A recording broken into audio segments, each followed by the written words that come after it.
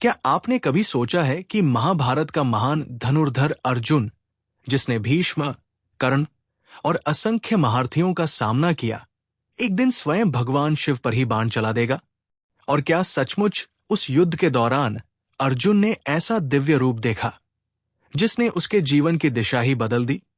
ये कथा केवल युद्ध की नहीं है, ये अहंकार और विनम्रता की, भक्ति और परीक्षा की, और उस परम सत्य की कहानी है कि जब भगवान अपने भक्त की परीक्षा लेते हैं, तब उसका उद्देश्य उसे गिराना नहीं, बल्कि उसे और ऊंचा उठाना होता है। लेकिन इस कथा का सबसे बड़ा रहस्य अभी बाकी है। महाभारत के वन पर्व में वर्णित एक अत्यंत प्रसिद्ध प्रसंग है, जिसे किरातार्जुनीय के नाम से भी जाना जाता है। इसी कथा का अत्यंत सुंदर काव्यात्मक विस्तार महाकवि भारवी के संस्कृत महाकाव्य किरातार्जुनीयम में भी मिलता है। विभिन्न पुराणों और लोक परंपराओं में इस घटना का वर्णन कुछ भिन्नताओं के साथ मिलता है, लेकिन मूल भाव एक ही है। भगवान शिव ने अर्जुन की कठोर परीक्षा लेकर उन्हें दिव्य पाशुपतास्त्र प्रदान किया। कुछ परंपराओं में अर्जुन द्वारा दिव्य विराट या विश्वात्मक स्वरूप की झलक का उल्लेख मिलता है, जबकि महाभारत के अधिकांश प्रचलित संस्करणों में भगवान शिव के दिव्य महेश्वर स्वरूप के दर्शन का वर्णन अधिक प्रमुखता से मिलता है। इसलिए इस कथा को उसी संतुलित दृष्टि से समझना आवश्यक है। समय था पांडवों के वनवास का। द्यूत क्रीड़ा में छल से राज्य खो देने के बाद पांडव वन में निवास कर रहे थे।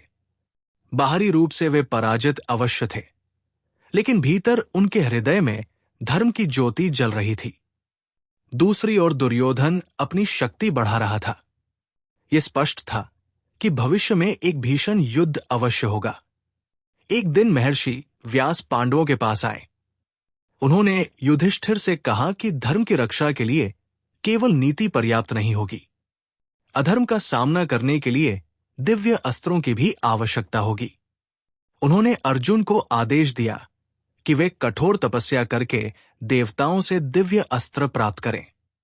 अर्जुन ने अपने बड़े भाई को प्रणाम किया, माता कुंती और द्रौपदी का स्मरण किया और अकेले हिमालय की ओर प्रस्थान कर गए। ऊंचे ऊंचे पर्वत, बर्फ से ढकी चोटियां, गर्जन करती नदियां और घने वन, प्रकृति का हर दृश्य मानो उनके संकल्प की परीक्षा ले रहा था। कई दिनों की यात्रा के बाद अर्जुन ने एक शांत स्थान चुना। उन्होंने अपने धनुष गांडीव को एक ओर रखा और कठोर तपस्या आरंभ कर दी। पहले वे केवल फल खाते रहे, फिर केवल पत्तों पर जीवित रहे। धीरे धीरे उन्होंने भोजन भी त्याग दिया। अंततः वे एक पैर पर खड़े होकर ध्यान में लीन हो गए। दिन बीतते गए, महीने बीत गए, ऋतुएं बदल गई। वर्षा हुई, बर्फ गिरी, प्रचंड धूप पड़ी, लेकिन अर्जुन का ध्यान नहीं टूटा। उनकी तपस्या इतनी प्रबल हो गई कि उसका प्रभाव तीनों लोकों तक पहुंचने लगा। देवताओं ने अनुभव किया कि ये कोई साधारण तपस्वी नहीं है।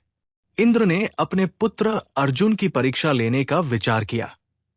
एक वृद्ध ब्राह्मण का वेश धारण करके इंद्र अर्जुन के सामने पहुंचे। उन्होंने मुस्कुराकर पूछा, वत्स, तुम इतनी कठोर तपस्या क्यों कर रहे हो? अर्जुन ने विनम्रता से उत्तर दिया, मैं धर्म की रक्षा के लिए दिव्य अस्त्र प्राप्त करना चाहता हूं। ब्राह्मण ने कहा, क्या शक्ति ही सब कुछ है? क्या तपस्या केवल अस्त्र प्राप्त करने के लिए होनी चाहिए? अर्जुन ने शांत स्वर में उत्तर दिया, यदि शक्ति धर्म की रक्षा के लिए हो तो वही शक्ति पूजा बन जाती है। मेरा उद्देश्य विजय नहीं, धर्म की स्थापना है। इंद्र अर्जुन के उत्तर से अत्यंत प्रसन्न हुए।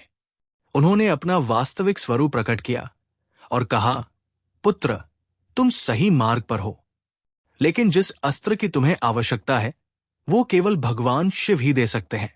उनकी आराधना करो। ये सुनकर अर्जुन ने और भी कठोर तपस्या प्रारंभ कर दी, लेकिन असली रहस्य अभी बाकी था। भगवान शिव अपने भक्त की परीक्षा लेना चाहते थे। वे जानते थे कि अर्जुन महान योद्धा है, लेकिन क्या उनके भीतर पूर्ण विनम्रता भी है? क्या वे अपने पराक्रम के साथ समर्पण का संतुलन बनाए रख सकते हैं?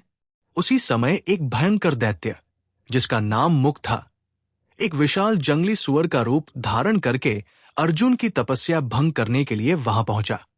उसका उद्देश्य अर्जुन का वध करना था। अर्जुन ने तुरंत अपना गांडीव उठाया। उसी क्षण वन में एक शक्तिशाली किरात अर्थात पर्वतीय शिकारी अपने साथियों सहित प्रकट हुआ। वास्तव में वही भगवान शिव थे जिन्होंने किरात का वेश धारण किया था। माता पार्वती भी किरातिनी के रूप में उनके साथ थी। विशाल सुअर बिजली की गति से अर्जुन की ओर दौड़ा। अर्जुन ने तत्काल बाण छोड़ा। उसी क्षण उस किरात शिकारी ने भी अपना बाण चला दिया। दोनों बाण एक साथ सुअर के शरीर में लगे और वो तत्काल भूमि पर गिर पड़ा। अब विवाद आरंभ हुआ। किरात हंसकर बोला, "ये मेरा शिकार था, मैंने पहले बाण चलाया।" अर्जुन ने दृढ़ स्वर में कहा, "मैं क्षत्रिय हूं, मैंने अपने सामने आने वाले संकट का सामना किया है, ये शिकार मेरा है।" दोनों के बीच वाद विवाद बढ़ गया। किरात के साथ आए शिकारी भी अर्जुन का उपहास करने लगे। अर्जुन का धैर्य टूटने लगा। उन्होंने चेतावनी दी, "मैं किसी से भय नहीं खाता, यदि आवश्यक हुआ तो युद्ध करूंगा।" किरात मुस्कुराया। उसकी मुस्कान में अद्भुत आत्मविश्वास था। "यदि तुम स्वयं को इतना महान धनुर्धर समझते हो तो आओ, अपनी शक्ति सिद्ध करो।" यहीं से इस कथा का सबसे महत्वपूर्ण मोड़ प्रारंभ होता है। अर्जुन ने बिना विलंब किए बाणों की वर्षा कर दी। उनका गांडीव गरज उठा। एक के बाद एक दिव्य अस्त्र छोड़े गए। लेकिन जो दृश्य सामने आया उसने अर्जुन को आश्चर्यचकित कर दिया। किरात पर कोई प्रभाव ही नहीं पड़ा।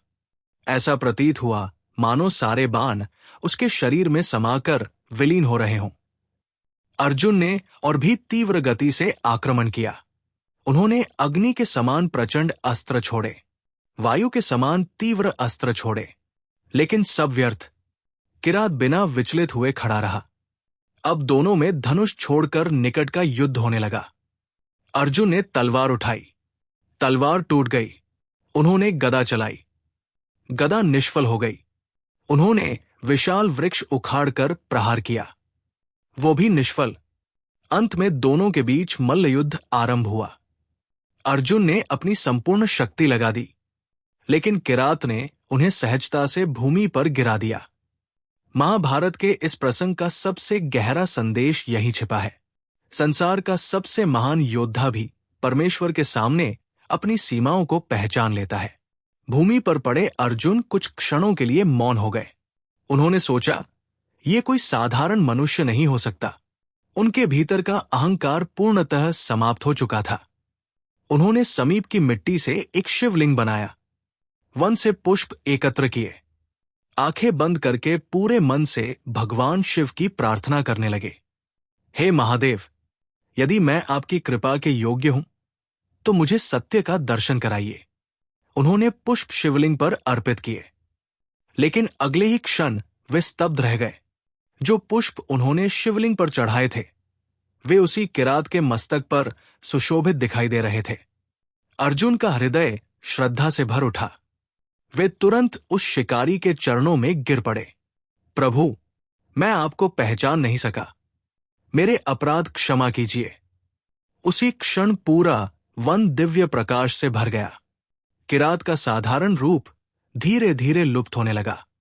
उनके स्थान पर जटाधारी, त्रिनेत्रधारी, चंद्रशेखर, नीलकंठ, गले में सर्प धारण किए, हाथ में त्रिशूल लिए भगवान महादेव अपने दिव्य स्वरूप में प्रकट हुए। माता पार्वती भी अपने दिव्य रूप में विराजमान थी। देवगण आकाश से पुष्पवर्षा करने लगे।